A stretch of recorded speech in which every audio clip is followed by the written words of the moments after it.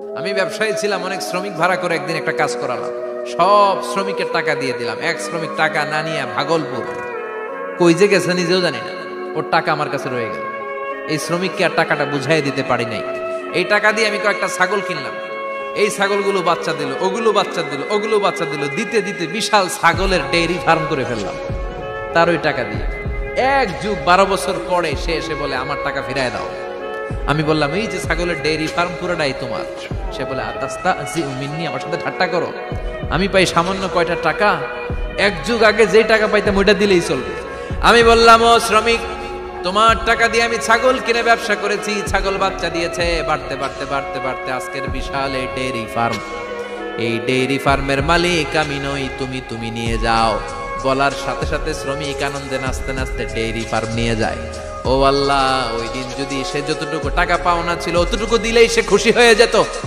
শুধু তোমার খুশির জন্য পুরো ডেইরি ফার্ম আমি তারে দিয়ে দিয়েছিলাম। আল্লাহু আকবার। শয়তান আল্লাহরে চ্যালেঞ্জ দিছে, আল্লাহ তুমি আমারে জাহান্নামে পাঠাবা, আমিও তোমার বান্দা করে লয়ে একসাথে জামাতে ঢুকমু। একা ঢুকবো না, একা যাব না, তোমার বান্দাদেরকে সবগুলারে জাহান্নামী বানায়া তারপরে ঢুকমু। তোমারে চ্যালেঞ্জ দিলাম, একটারও জান্নাতে ঢুকাইতে পারবা? আল্লাহকে তুই আমারে চ্যালেঞ্জ দিলি? আমি তো সব রাজার বড় রাজা, মহারাজা, আমারে চ্যালেঞ্জ দেশ, এত সাহস পাইলি কই? তুই আজীবন ওয়াসওয়াসা দিয়ে পাপ কাজ করাবি, একদিন তাফসীর মাহফিলে এসে আমার বান্দা ক্ষমা চাবে, আমি মাফ করে দেবো, তুই কি করবি? আজীবন অন্যায় করবে, আজীবন পাপ করবে, জুলুম করবে, একদিন চোখের পানি ছেড়ে আমার কাছে কান্নার মতো কান্না করলে আমি সব গুনাহ মাফ করে দেব। এজন্য আল্লাহ বললেন, ইয়া আইয়ুহাল্লাযীনা আমানু তুবু ইলাল্লাহি তাওবাতান নাসুহা। ভুল করেছো, তওবা করো, মাফ করবে কে? সাইয়েদনা আদম আলাইহিস সালাম ভুল করলেন, দুনিয়ায় এসে শত শত বছর কাঁদলেন, কিন্তু ক্ষমা হয় না। আল্লাহরে বললেন, আল্লাহ কি করলে ক্ষমা পাবো বলো? ফাতালাক্কা আদামু মির রাব্বিহি কালিমাতিন ফাতাবা আলাইহি। আল্লাহ বললেন, ও আদম, তোমারে কিছু কালেমা শিখায় দেই, এই কালেমাগুলো দিয়ে আমার কাছে দোয়া করো, ক্ষমা করে দেব। আল্লাহ শিখায় দিলেন, ও আদম, 2 হাত তুলে চোখের পানি ছেড়ে আমার কাছে পড়ো, রব্বানা, পড়েন, রব্বানা যালামনা আনফুসানা ওয়া ইল্লাম তাগফির লানা ওয়া তারহামনা লানাকুনান্না মিনাল খাসিরিন। এটা শিখাই দিয়েছিল আল্লাহ। আল্লাহ, আমি জুলুম করেছি, অন্যায় করেছি, ভুল করেছি, পাপ করেছি, তুমি যদি ক্ষমা না করো, ক্ষমা করার কেউ নাই, ঠিক কি না? আমরাও পাপ করলে এই দোয়াটা পড়ার দরকার আছে না নাই? 5টা শর্ত সাপেক্ষে আমাদের তওবা কবুল করবে কে? তওবা কবুল হওয়ার কিছু শর্ত আছে 5টা। কয়টা? চিৎকার মেরে বলতে হবে, তওবা কবুল হওয়ার শর্ত কয়টা? 1 নম্বরে হচ্ছে আল ইকরা, acknowledgement. You have to give the acknowledgement that you are the greatest sinner on earth. আপনাকে ঘোষণা দিতে হবে যে আপনি পৃথিবীর সবচেয়ে বড় পাপী। 1 নম্বর শর্ত, আপনি বলেন যে আল্লাহ, আমার চেয়ে বড় পাপী নাই, আকাশের নিচে জমিনের উপরে আমি সবচেয়ে বড় পাপী, এমন কোন পাপ নাই যেটা আমি করি নাই, ঠিক কি না? 1 নম্বরে পাপের ঘোষণা দেন। 2 নম্বরে আন-নাদাম, নাদাম মানে repentance. You have to be repentant for what you have done. আপনাকে অনুতপ্ত হতে হবে, চোখের পানি ছাড়তে হবে। আল্লাহ, আমি লজ্জিত, আল্লাহ আমি নাদান, আমি পিশাচ, আমারে মাফ করে দাও। তার মানে স্বীকার গেলেন কি অন্যায় করেছেন। 2 নম্বরে আপনি অনুতপ্ত হলেন। 3 নম্বরে স্টপ, যেই পাপ করতেছিলেন ওটা থামান। Stop what you have done, যেটা করতেছিলেন আগে থামান। আপনি সুদ খাইছেন, অনুশোচনা আসলো, মাফ চাইতেছেন, আবার সুদ খাইতেছেন, হবে? আপনি ঘুষ খেয়েছেন, তওবা শুরু করলেন, আবার ঘুষও খেয়ে যাচ্ছেন, হবে? থামেন, স্টপ। 3টা গেল। 4 number, to hate what you have done, ঘৃণা করতে হবে, যে পাপটা করেছেন মন থেকে ওই পাপটাকে ঘৃণা করতে হবে। 5 নাম্বার শর্ত হচ্ছে to determine that you never repeat this sin again in your life. আল্লাহরে ওয়াদা দেন, কমিটমেন্ট দেন যে আল্লাহ, আমার জীবনে পারতপক্ষে এই পাপ জীবনেও করব না। চিৎকার করে বলেন ঠিক কিনা? তার মানে আপনি স্বীকার যান, তারপরে আপনি অনুতপ্ত হবেন, যে পাপ করেছেন থামিয়ে দিবেন, পাপটারে মন থেকে ঘৃণা করবেন, আর আল্লাহরে ওয়াদা দিবেন, আল্লাহ আর করব না। এই 5টা শর্তের আলোকে তওবা করলে জীবনের সব গুনাহ মাফ করে দিবে কে? এজন্য আল্লাহ বললেন, ইয়া আইয়ুহাল্লাযীনা আমানু তুবু ইলাল্লাহি তাওবাতান নাসুহা। নাসুহা, তওবার মতো তওবা করো, সব গুনাহ মাফ করতে পারে কে? তওবা করবেন তো? রাজি আছেন? কবে করবেন? এই মুহূর্তে তওবা করলাম, এই মুহূর্তে আল্লাহর কাছে ক্ষমা চাই, আল্লাহ জীবনের সব গুনাহ মাফ করে দাও। আমাদের দেশে তওবা করার জন্য হুজুর লাগে, কথা কন, পীর সাহেব হুজুর, বড় হুজুর, ছোট হুজুর, হাফেজ সাহেব লাগে না? হাফেজ সাহেব, ইমাম সাহেব, এদের ছাড়া নাকি তওবা হয় না। না, এটা ভুয়া কথা। আপনি অনুতপ্ত হন, আপনি চোখের পানি ছাড়েন, আপনি আপনার রবরে বলেন, ক্ষমা করে দিবে কে? ইমাম সাহেব আসতে হবে শর্ত না, পীর সাহেব হুজুর এসে হুজুরের হাতে হাত রেখে তওবা পড়তে হবে শর্ত না। আপনার রবরে ডেকে চোখের পানি ছেড়ে ক্ষমা চান, ক্ষমা করবে কে? আর প্রতিদিন শতবার পড়তে থাকবেন আস্তাগফিরুল্লাহ। আওয়াজ করে সবাই পড়েন আস্তাগফিরুল্লাহ, আর জোরে পড়েন আস্তাগফিরুল্লাহ। বিশ্বনবী বলেন, মান লাজিমাল ইস্তিগফার জাআলাল্লাহু লাহু মিন কুল্লি দিকিন মাখরাজা। সব সময় ইস্তিগফারের সাথে যে লেগে থাকবে, রব্বুল আলামিন তারে পাঁচটা জিনিস দিবে। কয়টা? কথা কন, আরো জোরে সবাই বলেন কয়টা? নাম্বার 1, জাআলাল্লাহু লাহু মিন কুল্লি দিকিন মাখরাজা। বিপদে পড়লে বিপদ থেকে উদ্ধার করবে কে? আমাদের তো কোনো বিপদ নাই না? আছে কত বিপদ, হ্যাঁ? রাস্তাঘাটে দুর্ঘটনা হতে পারে, যে কোনো সময় ভূমিকম্পে পড়তে পারে, বজ্রপাত পড়তে পারে না, ঠেড়া পয়রা মানুষ নাই, আছে না নাই? এই বিপদ আপদ থেকে আপনারা রক্ষা করবে কে? যদি আপনি ইস্তেগফারের সাথে আঠার মতো লেগে থাকেন। কিসের সাথে? কথা বলেন। ইস্তেগফারের সাথে লেগে থাকতে পারলে 1 নাম্বার হচ্ছে বিপদে পড়লে আপনারে মুক্ত করে দিবে কে? 2 নাম্বার ওয়ামিন কুল্লি হাম্মিন ফারাজা, যে কোনো ধরনের টেনশন, হাইপার টেনশন থেকে বাঁচায় দিবে কে? আমাদের তো টেনশন মেনশন নাই না? আছে?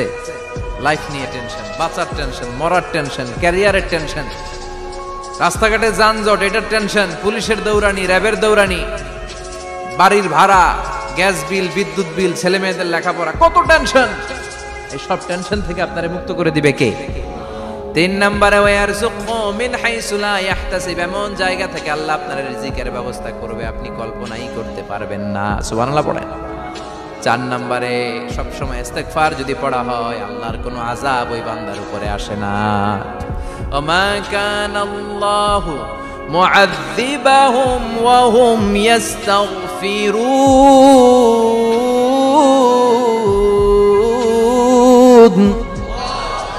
যতক্ষণ আমার বান্দা আমার কাছে ইস্তিগফার পড়তে থাকে, আমার কোনো আযাব বান্দারে পাবে না। যতক্ষণ ইস্তিগফার পড়বেন, আল্লাহর কোনো আযাব আপনার উপর আসবে না। 4টা গেল। 5 নাম্বার, বারবার ইস্তিগফার পড়লে রফিক ভাই আল্লাহ আপনারে মুস্তাজাবুদ দাওয়া বানাবে। দোয়া করা মাত্র কবুল করে নিবে কে? কেউ যদি আস্তাগফিরুল্লাহ আল্লাযী লা ইলাহা ইল্লা হুয়াল হাইয়ুল কাইয়্যুম ওয়া আতুবু ইলাইহি পড়ে, ওই কবিরা গুনাহকারীকেও ক্ষমা করে দিবে কে? পড়তে রাজি আছেন তো? আবার সাইয়েদনা আবু বকর বললেন, ইয়া রাসূলুল্লাহ আল্লিমনি দুআআন আদউ বিহি ফি সালাতি, এমন দোয়া আপনি আমারে শিক্ষা দেন যেই দোয়াটা আমি নামাজে পড়তে পারি। বিশ্বনবী বললেন, পড়ো আল্লাহুম্মা ইন্নী যালামতু নাফসি যুলমান কাসীরান ওয়া লা ইয়াগফিরুয যুনুবা ইল্লা আনতা ফাগফিরলি মাগফিরাতাম মিন ইনদিক ইন্নাকা আনতাল গফুরুর রহিম। সুবহানাল্লাহ পড়ো। এটাও ইস্তিগফার। আমরা এটার বলে দোয়া মাসুরা, সালাম ফেরানোর আগে পড়ি না? যেখানেই ক্ষমা চাওয়ার কথা আছে ওইটারই কি বলে? ইস্তিগফার। আল্লাহুম্মা ইন্নী যালামতু নাফসি, আল্লাহ জুলুম করেছি, যুলমান কাসীরা, অনেক জুলুম, ওয়ালা ইয়াগফিরুয যুনুবা ইল্লা আনতা, তুমি ছাড়া এই গুনাহ ক্ষমা করার তো কেউ নাই। ফাগফিরলি মাগফিরাতাম মিন ইনদিক, তোমার দয়ায় আমারে ক্ষমা করে দাও। ইন্নাকা আনতাল গফুরুর রহিম, তুমি হলা ক্ষমাশীল। ঠিক কি না? এটাও ইস্তিগফার, এটাও পড়বেন। আরে সব ইস্তিগফারের শ্রেষ্ঠ ইস্তিগফারের নাম সাইয়্যিদুল ইস্তিগফার। যত ইস্তিগফার হতে পারে এর মধ্যে সবচেয়ে শ্রেষ্ঠতম ইস্তিগফার নাম কি? কথা কন। বুখারীর বর্ণনা, শাদ্দাদ ইবনে আউস রাদিয়াল্লাহু তাআলা আনহু বর্ণনা করেন, এই সাইয়্যিদুল ইস্তিগফার দিনের বেলা যে পড়বে, ওই দিনে মারা গেলে সে জান্নাতি। এই সাইয়্যিদুল ইস্তিগফার রাতের বেলা যে পড়বে, ওই রাতে যদি ইন্তেকাল হয়, ওই লোকটা জান্নাতি। মুখস্থ আছে না? কার কার মুখস্থ হাত তুলেন? মাশাআল্লাহ, তাবারাকাল্লাহ, মাশাআল্লাহ, মাশাআল্লাহ। আর যাদের নাই তাদের হোমওয়ার্ক, তাদের আল্লাহুম্মা আনতা রাব্বি লা ইলাহা ইল্লা আনতা খালাকতানি ওয়া আনা আবদুক ওয়া আনা আলা আহদিকা ওয়া ওয়া'দিকা মাস্তাতা'তু আউযু বিকা মিন শাররি মা সানা'তু আবু'ু লাকা বিনি'মাতিকা আলাইয়া ওয়া আবু'ু লাকা বিযামবি ফাগফির লি ফাইন্নাহু লা ইয়াগফিরুয যুনুবা ইল্লা আনতা। সুবহানাল্লাহ পড়েন। আজকে রাতে পড়ছেন, মারা গেলে জান্নাতি। চিল্লায় পড়েন না আল্লাহু আকবার। এজন্য বিশ্বনবী বলেন, আমার আগের গুনাহ মাফ, পরের গুনাহ মাফ, তারপরেও প্রতিদিন আমি 70 বার তওবা ইস্তেগফার পড়ি। আজকে থেকে পড়তে রাজি আছেন তো? বেশি বেশি ইস্তেগফার পড়া যাবে না? একটু প্রাণ খুলে, দিল খুলে আওয়াজ করে পড়েন তো আস্তাগফিরুল্লাহ। আর জোরে পড়েন আস্তাগফিরুল্লাহ। আবার সবাই পড়েন আস্তাগফিরুল্লাহ। সব সময় তওবা ইস্তেগফার যারা পড়ে তাদেরকে পছন্দ করে কে? সব সময় জিকির করে করে জিহ্বাটারে যারা ভিজিয়ে রাখে তাদেরকেও পছন্দ করে কে? আল্লাহ বলেন, ওয়াজকুর রাব্বাকা ফি নাফসিকা তাদাররুআন ওয়া খীফাতান ওয়া দুনাল জাহরি মিনাল কওলি বিল গুদুবি ওয়াল আসাল ওয়া লা তাকুম মিনাল গাফিলিন। সুবহানাল্লাহ পড়েন। আল্লাহ বলেন, ওয়াজকুর রাব্বাকা ফি নাফসিক, আল্লাহরে মনে মনে ডাকো। তাদাররুআন ওয়া খীফা, আল্লাহর জিকির করতে আল্লাহ বলেছেন ফি নাফসিক। বুঝতেছেন না অর্থ? ফি নাফসিকা, মনে মনে আল্লাহর জিকিরটা করো।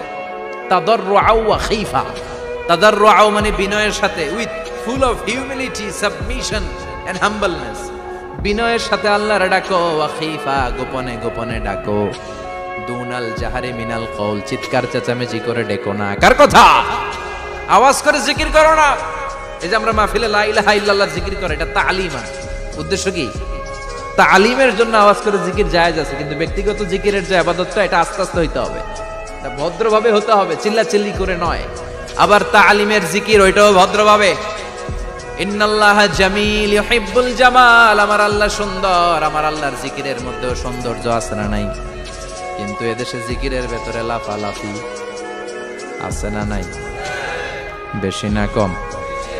কি বসেন বসেন, হ্যাঁ বসে যান তো, অনেক ধরনের আছে জিকির। হ্যাঁ বসেন বসেন, বসে যান। হ্যাঁ হাইবার আলী, এটা কি আবার জালালি? তো এই যে ইন্নাল্লাহা জামিল ইউহিব্বুল জামাল, আমার আল্লাহ সুন্দর, আমার আল্লাহর জিকিরের মধ্যেও সৌন্দর্য আছে না নাই? তালিমের উদ্দেশ্যে সবাই মিলে জিকির করা যায়, কিন্তু চিল্লাফাল্লা করা যাবে না, লাফালাফি করা যাবে না, মাথা ডানে বায়ে ঝোলানো যাবে না, ঠিক কি না? কিন্তু লাফালাফির জিকির আছে না নাই? লাফাইতে লাফাইতে, হ্যাঁ গাছের আগায়, বাঁশের আগায়। আবার যিনি জিকির পরিচালনা করে ওনার কান্দে যায় ওঠে, আছে না নাই? বিশ্বনবী সাহাবীদের নিয়ে জিকির করছেন, সাহাবারা লাফাতে লাফাতে খেজুর গাছের আগায়। হাদিসে আছে না এটা? বিশ্বনবী সাহাবাদেরকে নিয়ে জিকির করছেন, লাফাতে লাফাতে আবু বকর বিশ্বনবীর কান্দের উপরে। আছে, হাদিসে আছে। এটা জিকির নয়। কি সুন্দর দেখেন, ইসলাম বোঝা কত সহজ। ওয়াজকুর রাব্বাকা ফি নাফসিকা তাদাররুআন ওয়া খীফা, গোপনে জিকির করো, ভদ্রতার সাথে, বিনয়ের সাথে জিকির করো। ওয়ালা তাকুম মিনাল গাফিলিন, দুনাল জাহারি মিনাল কওল, চিৎকার চেঁচামেচি করে জিকির করো না।